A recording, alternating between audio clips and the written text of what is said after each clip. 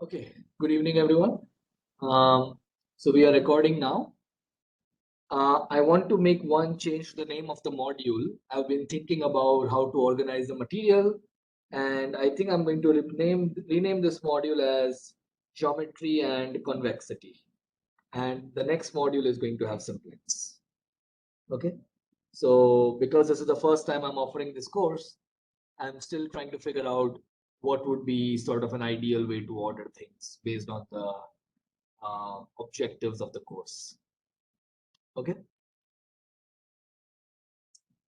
Anyways, those are just minor reorganizational details. The overall content of the course is as it is. Okay. So, are there any questions or concerns from last lecture?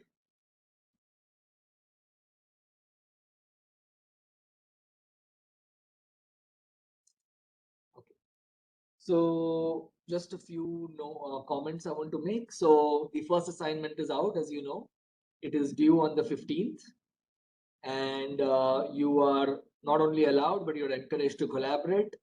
We have already helped about 7-8 students to find collaborators. So if you don't have collaborators or you would like to have one more collaborator, because the size of a group allowed is 3, then please write to me or to the TA, and we will try to help you find collaborators. Okay. Are there any questions or concerns regarding the meaning of collaboration? I hope everybody has gone through the post I had put on Piazza.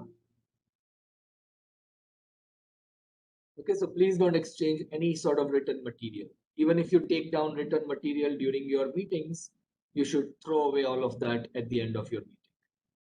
The point of collaboration is to exchange ideas and not to exchange written material. Okay.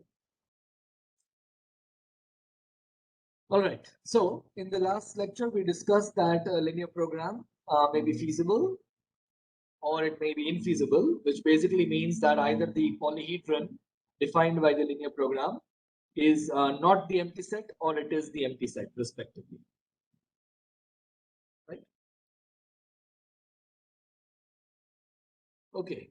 And we noted that it's easy to check that a given LP is feasible in the sense that you just need to show a feasible solution, and that is a certificate. So it is easy to convince someone in that sense, right? But whether it is in co-NP, the answer is yes. We will see that later. Okay, good. All right. So what I want to start with a few things that were a bit unclear at the end of last lecture, I think, or a few questions that I don't think I answered in the best possible way. So there was a question about, let's go back to our example. Right, we had this example where we have these 5 half spaces.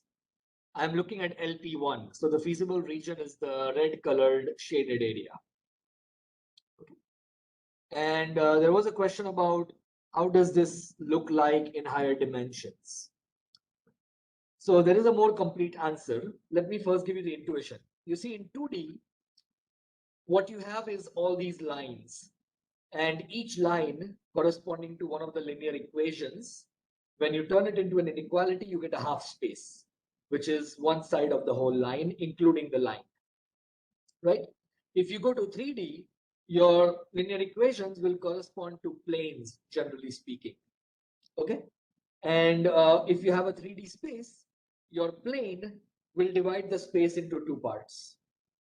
In the same sense, if you go to higher dimensions, let's say you go to Rn, what you will get is called a hyperplane. You might have seen this in your previous courses. And this hyperplane is of one lesser dimension. Note that in 3D, you have planes which are 2D. In Rn, you will have hyperplanes which are of dimension n-1, and they will break your space into 2 regions. And there is a formal way to make all of this precise. We may not go into complete detail and make this a course on linear algebra, but the intuition is still correct. So I just want to put down those things a bit more formally. Right? So let's say we are looking at Rn.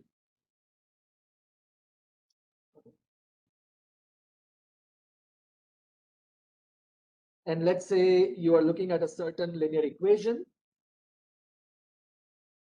where A transpose is not all zeros, right? So at least one of the entry has to be non-zero. So this defines an affine hyperplane. Typically, if you just say hyperplane, it might mean that the origin is included. But notice that in our lines here, the origin is not always included. It is included for the two last constraints, but the other three lines, they do not pass to the origin. So that is what affine really means. It does not need to pass to the origin. Right? So, but I won't be saying affine, I will just say hyperplane. Okay, so what is this hyperplane? It is all the solutions to A transpose X equal to beta. Okay, and its dimension would be n minus 1. This you can prove using the rank nullity theorem. I'm not going to do that. Okay, and if you remove your hyperplane from the space, your space will disconnect into two pieces. If you consider after deleting this hyperplane, you will have precisely two connected components. This is not the graph theoretical sense, but in an algebraic sense, which basically means if you are looking at 2D, you draw a line through 2D, right? That would be your hyperplane. It breaks the plane into two regions. And if you want to go from one region to the other region by a line segment, you have to cross the line that you've drawn, right? So in that sense, you get two connected components. These are going to be all of those that satisfy with less than and those that satisfy with greater than. So,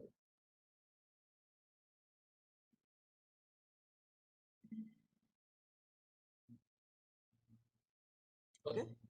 And if you take the closure, so what I mean by the closure is you include the boundary. So the line is included. That gives you the two half spaces that we discussed last time. So the closure of this is exactly those that satisfy with less than equal to. And for this, the closure is you want to include the line, right? And these are your two half spaces, H1 and H2.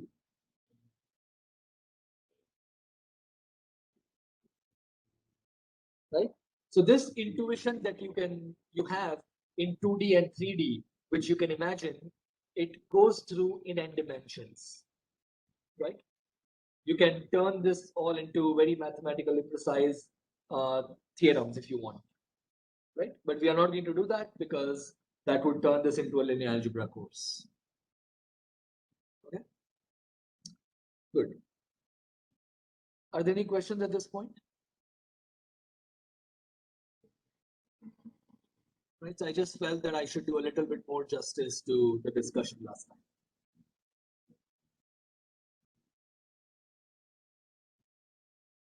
Okay. All right. So if not, um,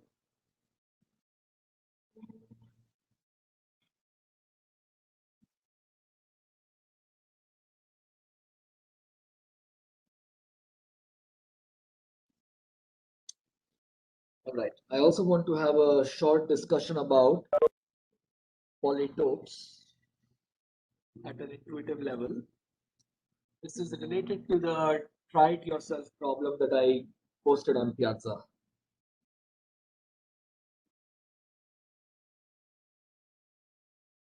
So let's go back to our LP1. And this is our feasible region, right? The red colored shaded region. And we noted that if we remove the last constraint, x2 greater than equal to 0, then we get a feasible region which is much larger. We get the entire green region, which you can see is not bounded. It goes on forever, right? So that is going to be our LP2, right? So let's see. LP1,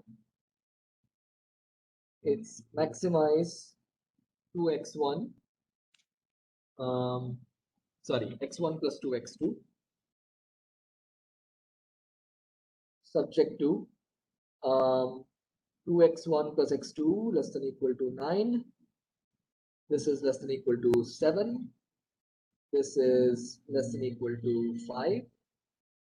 X1 is at least 0 and x2 is at least 0. Okay. And for the sake of today's discussion, let us copy this.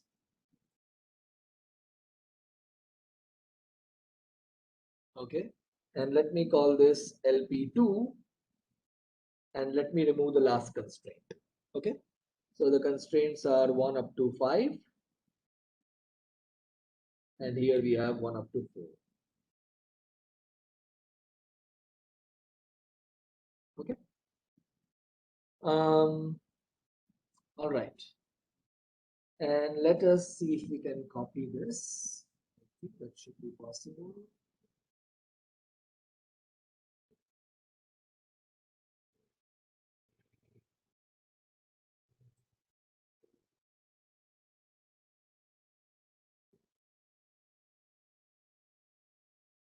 Okay.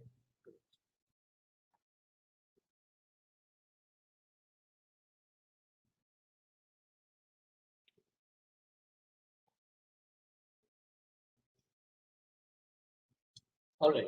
So,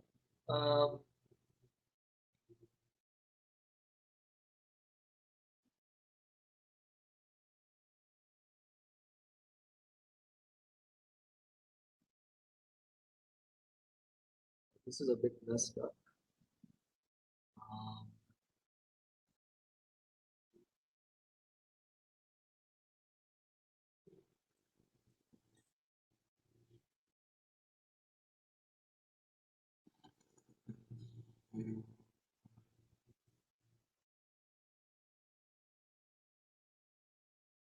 Okay. There is some problem with the copy paste function. Let's not worry about it. It doesn't matter. It's only these black points. Let me get rid of them. Okay. So what we have got here is a feasible region of LP2, which is the intersection of 4 half spaces. Okay. And it is the red part along with the green part. So let me just shade everything in green now.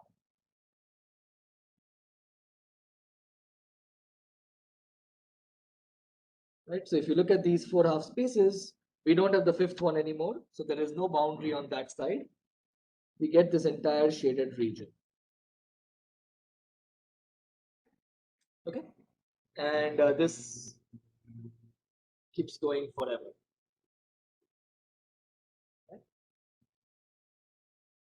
Okay. So there is a key difference between this feasible region and the previous feasible region, right? The red colored feasible region. Right? In this case, we had only the red colored part. Let me shade that in 2 different ways. So how would you convince someone that a given polyhedron is not a polytope? I just want to see if anybody has any ideas. What does it really mean that a certain polyhedron is not a polytope? Like intuitively we can see what it means, but is there a more sort of algebraic way of thinking about it?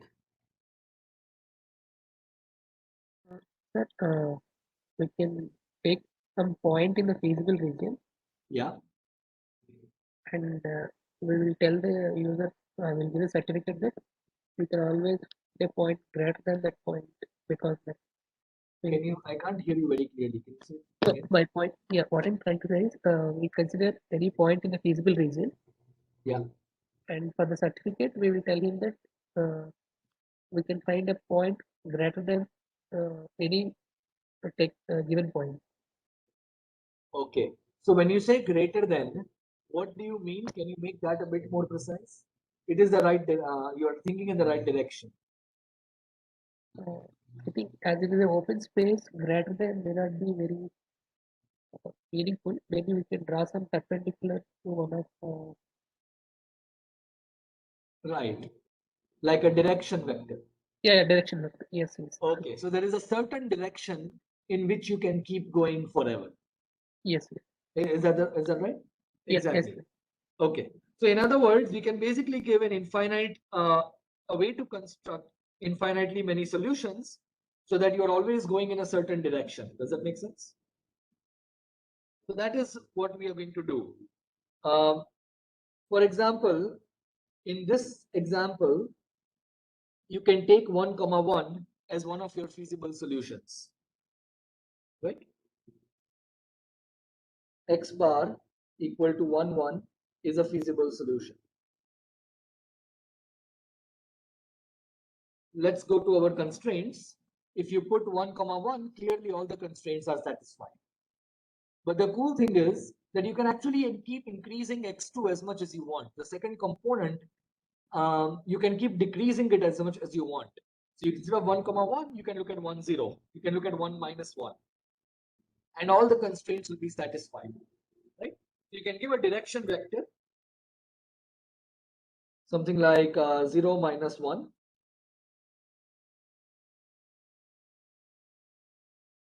And you can observe that x bar plus t times the direction vector is always a feasible solution,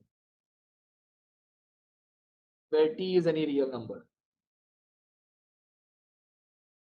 any non-negative real number. I had one question here.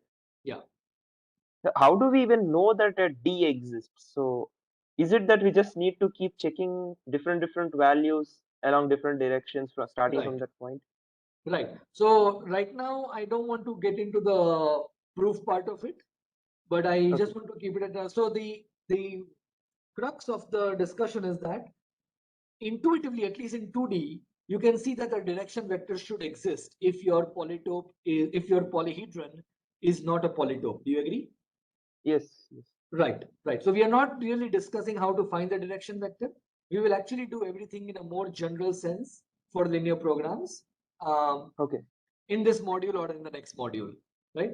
But Okay. intuitively, I just want to explain that there should exist a direction vector and you should be able to keep going in that direction for the polyhedron to not be a polytope, Okay. right? Okay. And we will come back to this discussion when we talk about the optimal objective function of the poly LP, right? Okay. Okay. So yeah, so intuitively, a direction vector should exist, and we will prove some results which are along these lines.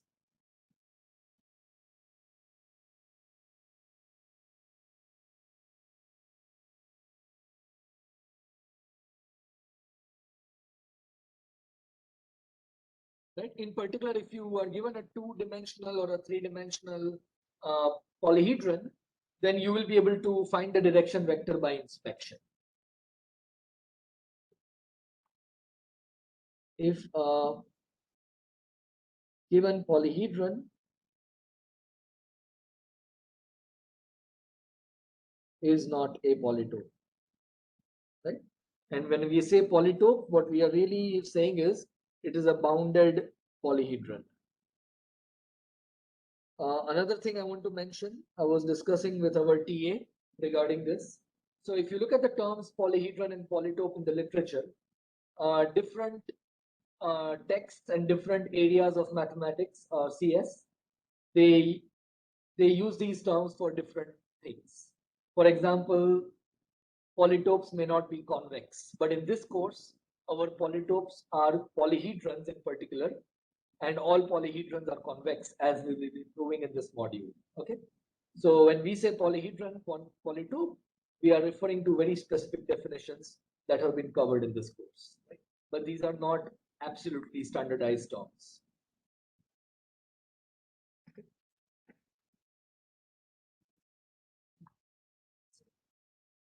All right, so that's about all I want to say about polytopes and polyhedron. Let's see.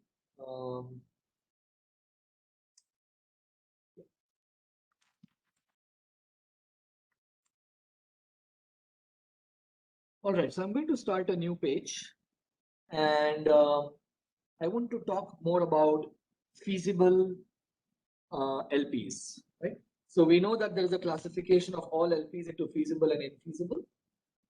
And now I want to discuss further the feasible case.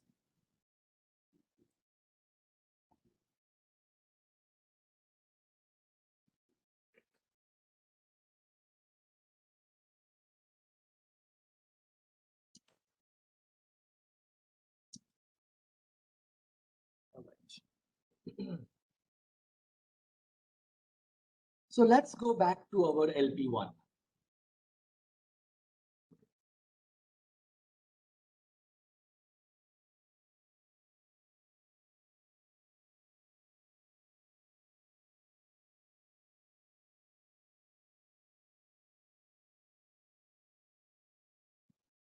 All right.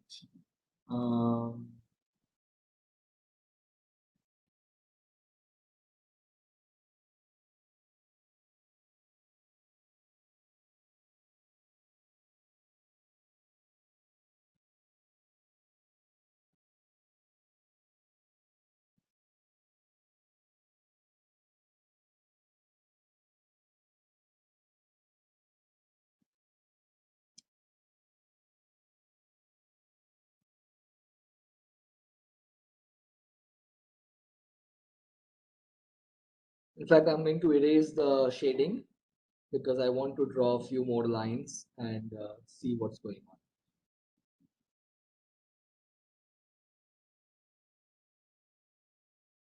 Okay.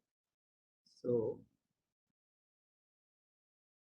we all know what the feasible region here is. We have all the 5 half spaces, and this region is our feasible region. Okay. And now I want to focus on the objective function as well. So we have maximize x1 plus 2x2 subject to all of these constraints.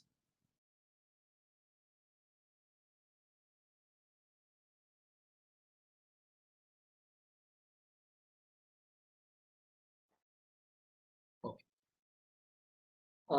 How many corners are there? I'm not going to define what a corner is, but you know what a corner is.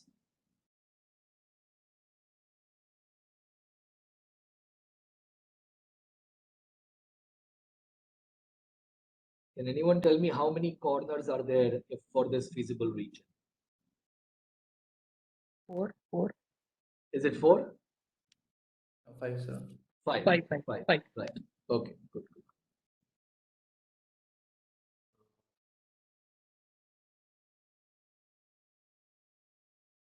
All right. So let's mark the corners. Clearly 0, 0 is one of the corners. This here is 4.50 if I'm not mistaken. Right. What is this point here? If the drawing was perfectly correct, that would be 1,5, I think. Let's see. Sorry, 2,5. It's 2,5. It is the intersection of 2 of the lines, so you can just solve those linear equations and figure out that it is 2,5. And this point here is 1,6. Okay. Just for the sake of completeness, let's look at one example.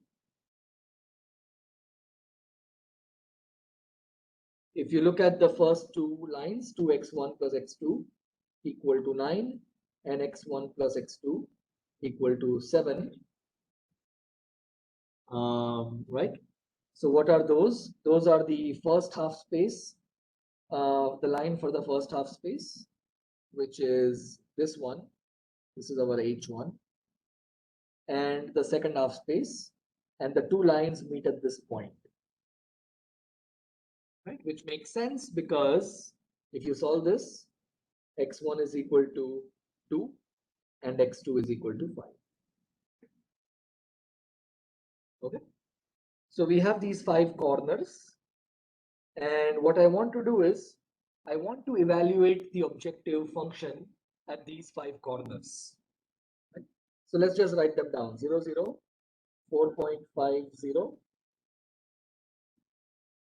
2, 5, 1, 6, and 0, 5. Okay.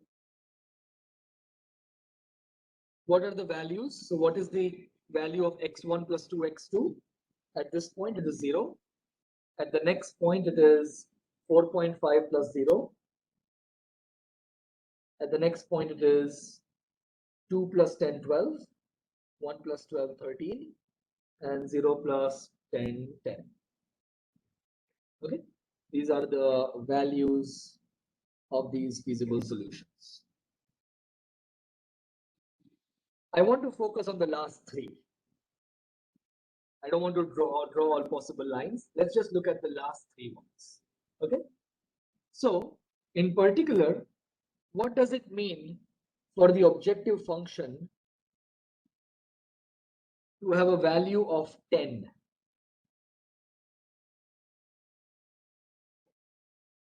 Let's draw this line.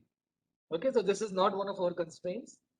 This is a different linear equation where we are trying to figure out what are all the points that achieve the objective value of 10. Some of these points will be in the feasible region, some of these points might be outside. One of the points is 0, 5, clearly. Another point would be 10, 0, right? So let's draw this line. And let me use blue color.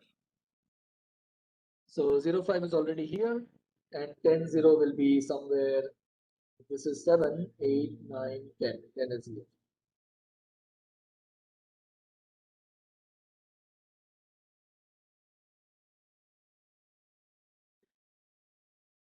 Okay, so this is the line x1 plus 2x2 equal to 10. And notice that all of these blue points that are inside our feasible region, these, I am going to put a darker shade there. They are all feasible solutions to our linear program that attain value 10 for the objective function.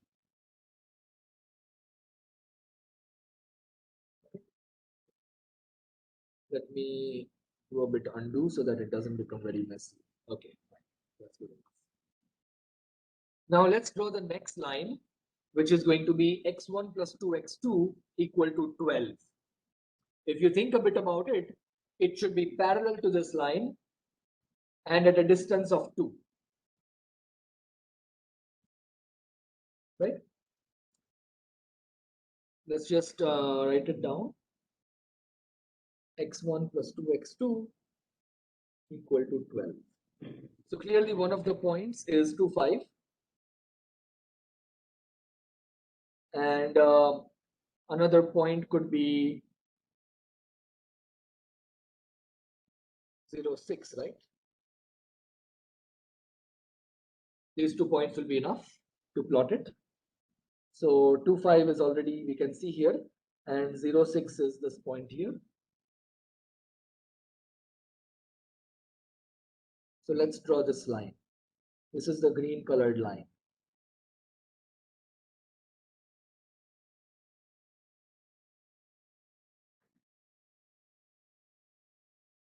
Okay. Maybe I should probably redraw it so that it's not too cluttered. Okay, that should be fine. Okay, good. And you can see that there is a bunch of points, green colored points inside our feasible region. One of them is 2, 5, but there are other points, right? And all of these points will attain the value 12. Okay. And now let's draw the last line, 13. So we want x1 plus 2x2 to be equal to 13. And I'm going to put this in red color.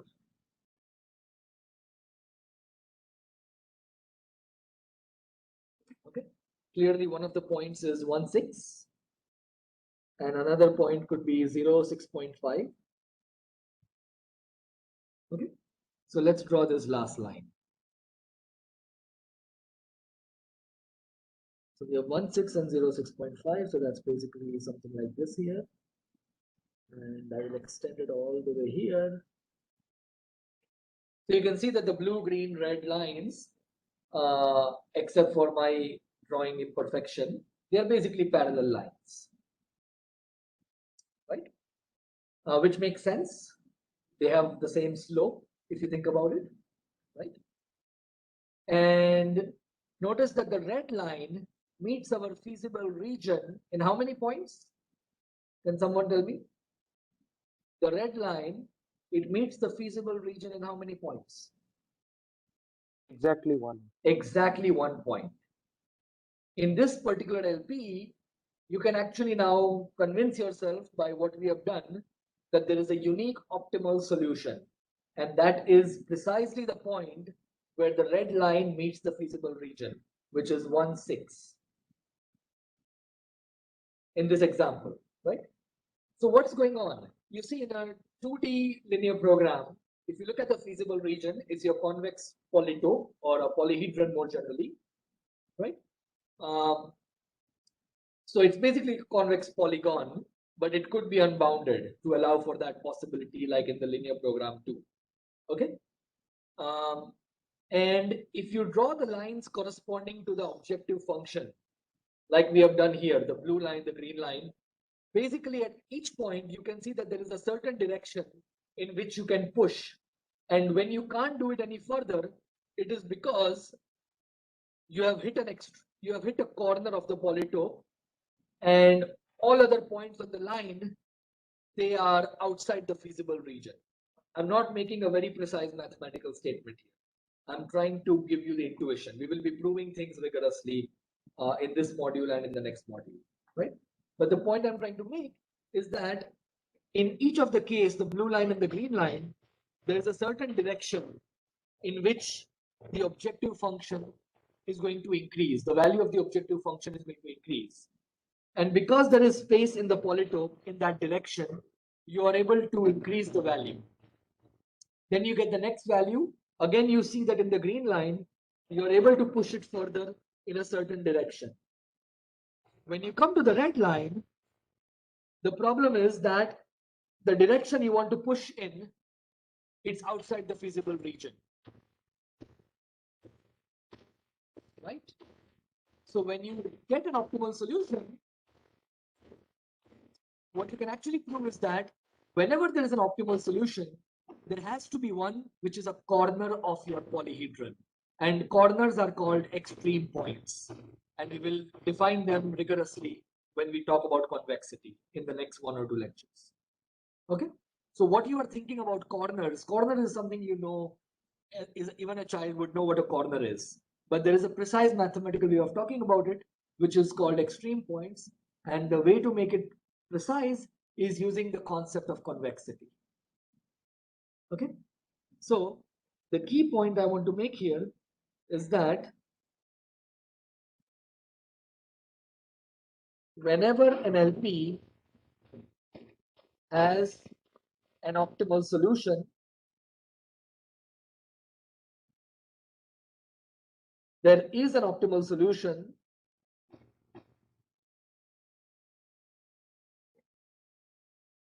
that is an extreme point. And extreme points in this example are exactly the 5 corners.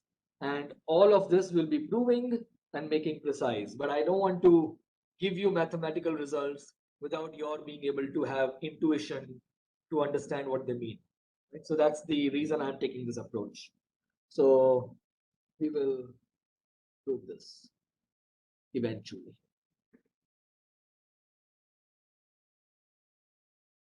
Okay. Are there any questions or concerns regarding this discussion?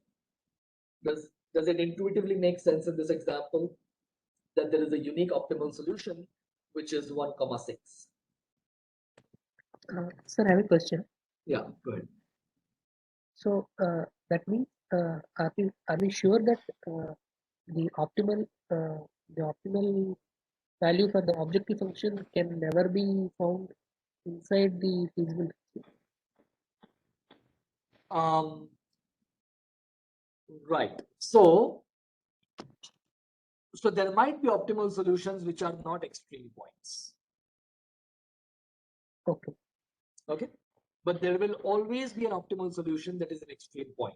So one way to think of why this is cool, supposing you knew all of the extreme points. You see, the feasible region is infinitely many points, right? Generally speaking. I mean, Yes. in all cases except for when you have the empty set or when you have a single point as your feasible region. In all other cases, you will have infinitely many solutions, feasible solutions.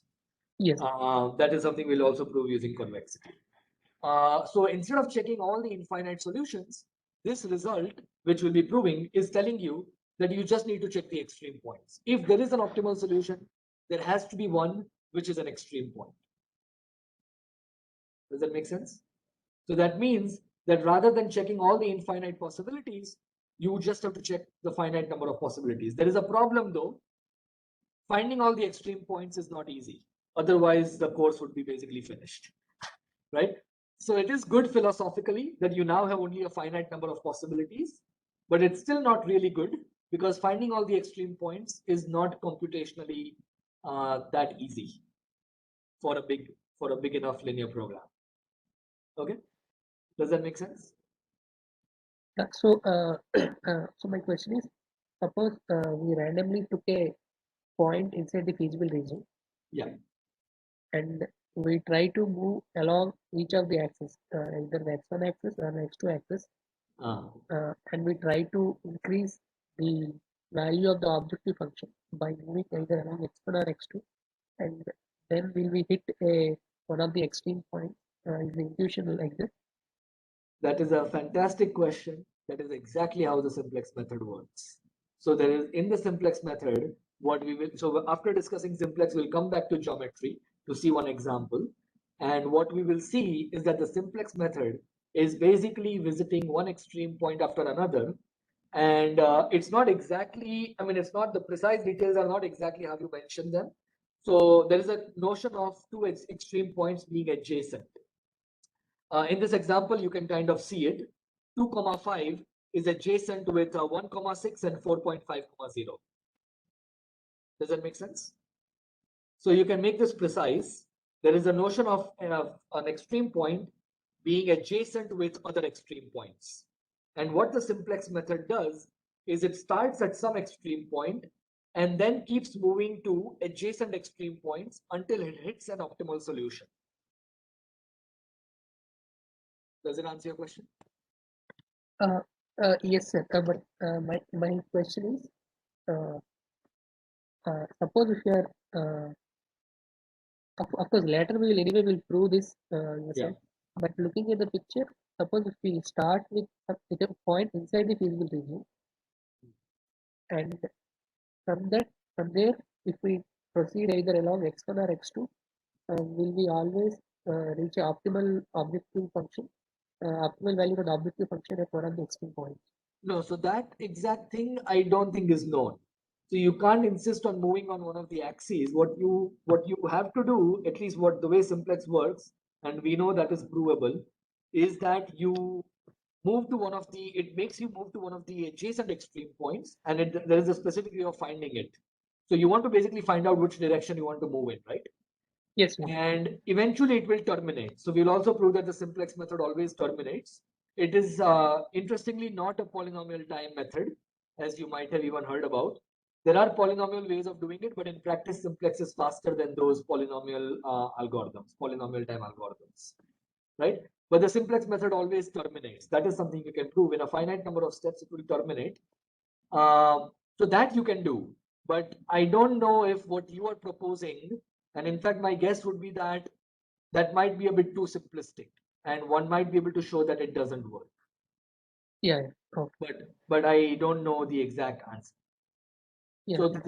So there are bunch of methods of solving linear programs. The most common in practice is simplex, which, as I said, is not a polynomial time algorithm, but it's very efficient in practice. So most of the industry applications actually use the simplex method. From a theoretical point of view, of course, we would like to know if there is a polynomial time algorithm, and these are called the interior point and ellipsoid methods.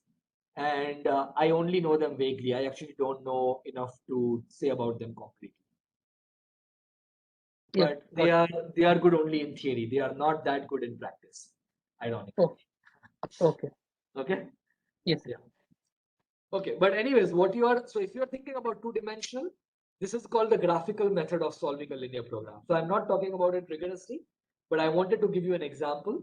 So this way of solving a linear program in 2D is called the graphical method, and you can always use it on 2D because those are small problems. It's only in 2 dimensions, so you can just do it. Right? But when you go to higher dimensions, this is not a good technique, right? By inspection, by looking at the geometry. Okay, good. Any other questions or concerns?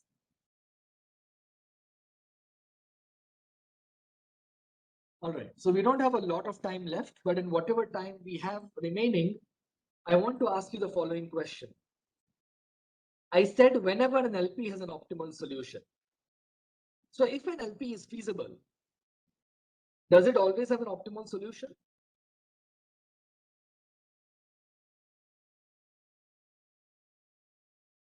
If an LP is feasible, must it have an optimal solution?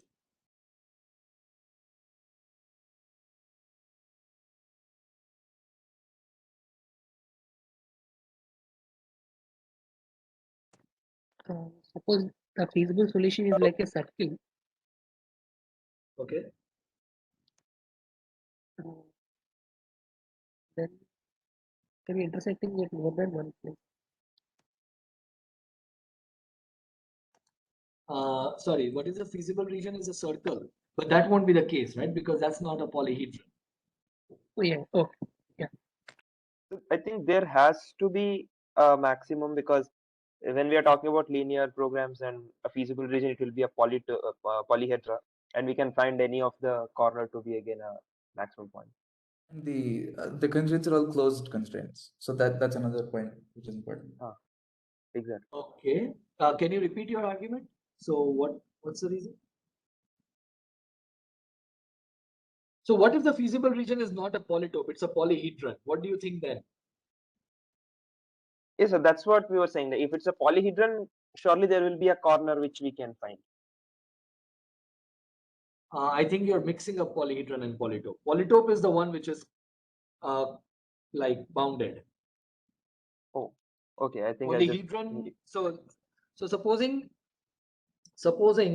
let's say you have an LP. Let's look at LP2, right? LP2, the feasible region is a polyhedron that is not a polytope. Do you agree? It is not bounded. So in LP2, we are removing the last constraint, and our feasible region is going to be all of the area that we looked at earlier. So for LP2, the feasible region is all of this stuff, right?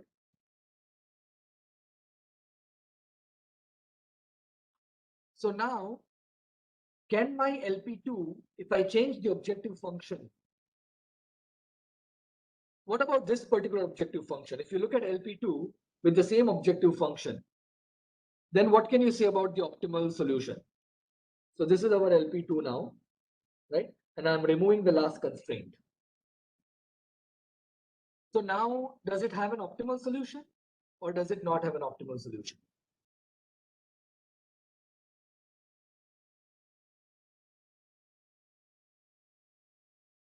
Still has optimal solutions. Still has an optimal solution, right? It's the same one, right? It's 1,6.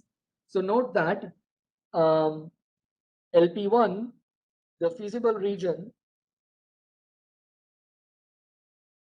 is a polytope. And for both of these, there exists a unique optimal solution 1,6. Right? Now here is my question to you. Can you change the objective function for LP2 so that the new LP, LP3, does not have any optimal solution? By switching sign, by negative sign. Okay, great. Switch the sign of the objective function. Okay. So let's change the objective function of LP2 so that there does not exist an optimal solution. Right? So now we are looking at a new LP, and you're saying that let's switch the signs of this. Right?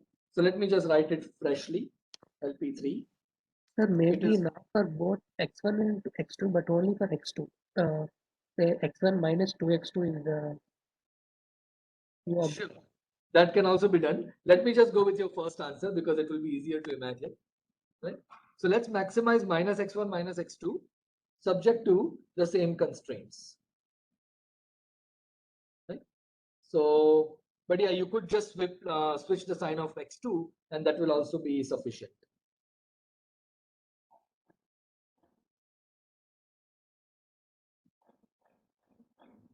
Right? So this is LP2 where we have 4 constraints, and what we have done is we have changed the objective function by multiplying by -1, which of course is the same as minimizing the original objective function.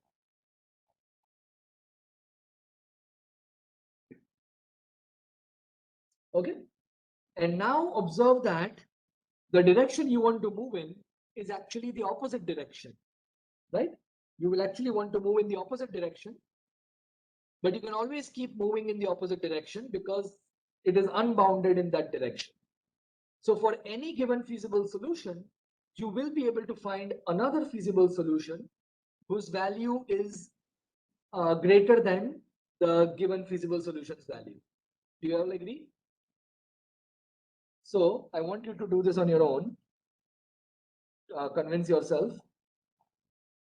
Prove that for each feasible solution, x bar. In fact, sorry, that's not what I want you to prove. In fact, prove that for any integer, for any take any real number actually, there exists a feasible solution for LP3 such that the value of this feasible solution is strictly greater than k. Okay, which means you just cannot have an optimal solution. For any value, you can find one whose value is greater than k. Right? Let's look at an example. So let's take one particular solution, 1, 1, for example.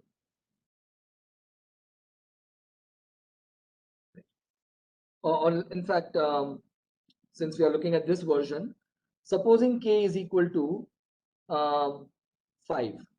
Can someone give me a feasible solution whose value is greater than 5?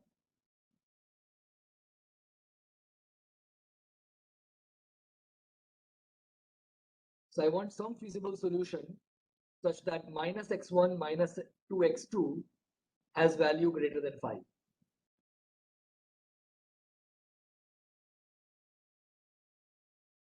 One comma minus 100. 1 comma minus 100. Great. Exactly. Right. Let's just make sure 1 comma minus 100 clearly satisfies all of the constraints because minus 100 is just too big, right? And you have the value to be equal to 200 minus 1, which is 199, right? So wait. So this kind of an LP is called an unbounded LP, and the previous type of LP is one which has an optimal solution. So the point I want to make is that for all feasible LPs, you have two possibilities. Either there is an optimal solution,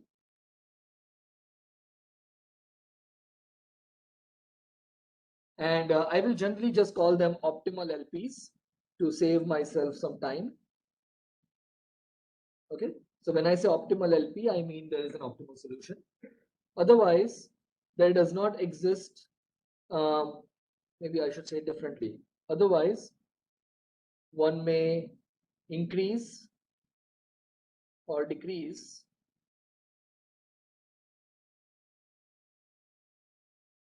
the value of a feasible solution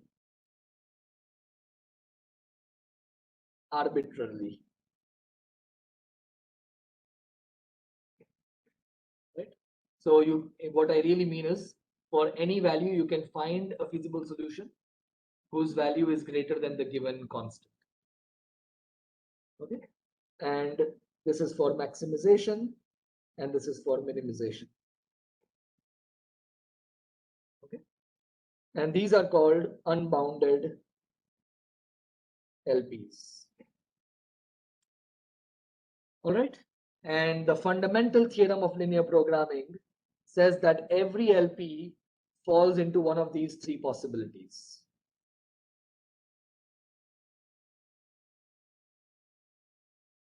Every LP is either infeasible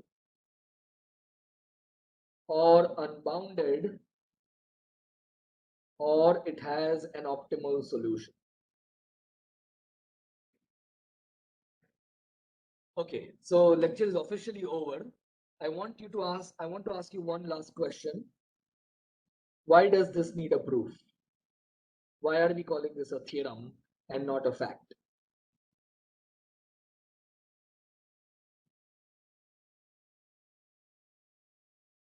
Okay, like it seems sort of intuitively obvious, but it's not. It needs a proof, and that's something I would like you to think about, and we'll discuss it tomorrow.